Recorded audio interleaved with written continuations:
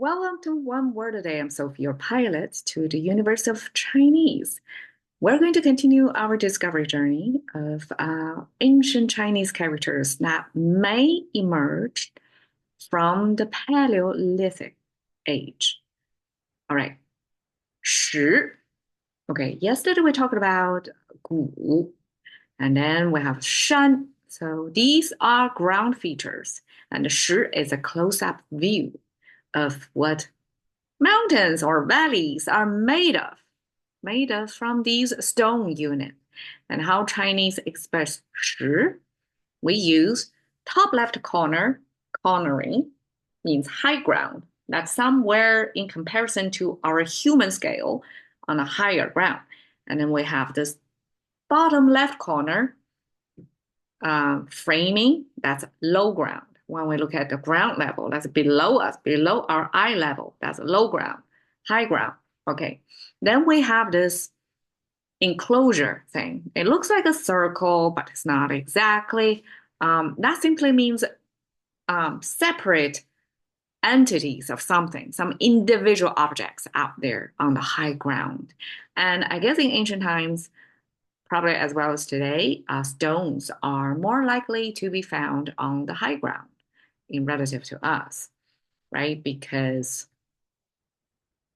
I'm trying to think that mountains are made of stones, right? Sometimes the rocks from the mountains are going to fall, and the rocks are going, they came from the high ground, they fall to the low ground. So I guess here is, I mean, eventually, after many, many, many years, the mountains are going to be flattened to the ground level because all the rocks on the mountain are going to fall, right? At some point, flattened out by time, by the passing of time.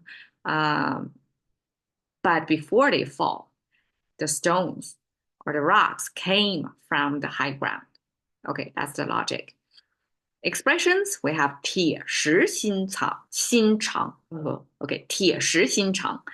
We use iron and stone. Both are stiff and hard surface stuff, iron and stone, to describe the heart and intestines. Okay. Over here, there's this distinction between English and Chinese. So both use heart symbol as emotional processing organ, right? We like heartwarming in English, heartfelt, right? Open-hearted, big-hearted. We have a lot of heart expressions.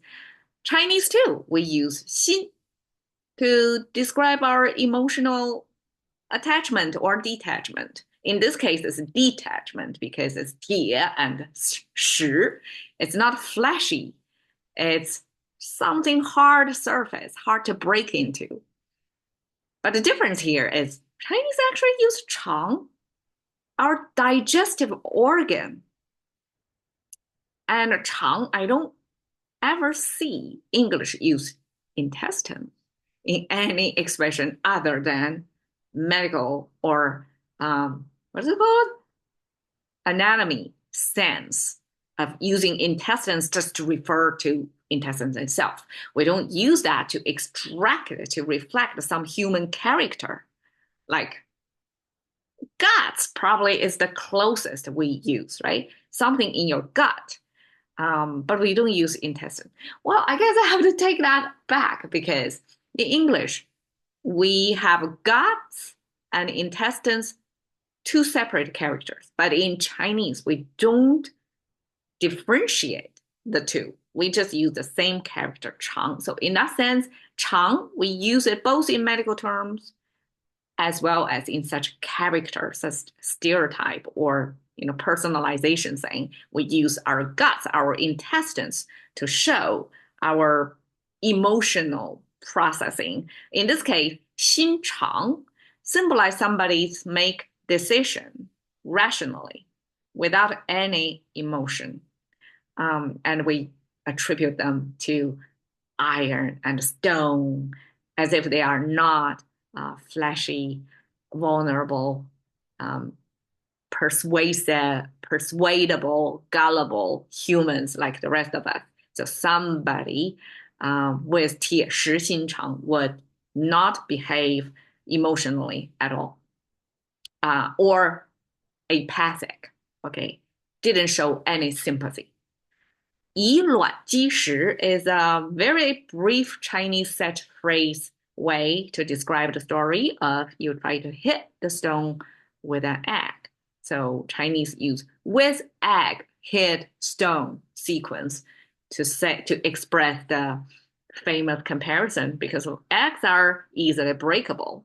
Stones are the hard objects. So these are everyday objects on the two edge, the polar edge of the spectrum of how hard or breakable that thing is. So eggs are fragile, right? And stones are relatively stable, hard to break. And you use one to hit the other, the result is obvious.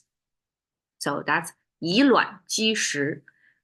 Another expression related to 石水滴穿石. We're saying the water can drip through the stone if you give enough time. Any stone can be dripped to nothing, can be ground into its powder form. Hole punctuates through the stone. It's just the beginning of it. So this talks about the soft power, the supposedly soft power of water. Because water seems like so soft. It doesn't have an edge, it doesn't cut anything. Yet, given time, at the same spot, this water can drip through, penetrating, drill a hole through the stone simply by doing it over again. So that gives language users a story or a lesson, very encapsulated, condensed lesson of given time, given persistence, you can penetrate anything, even as hard as stone looking, even you're as soft and powerless as water.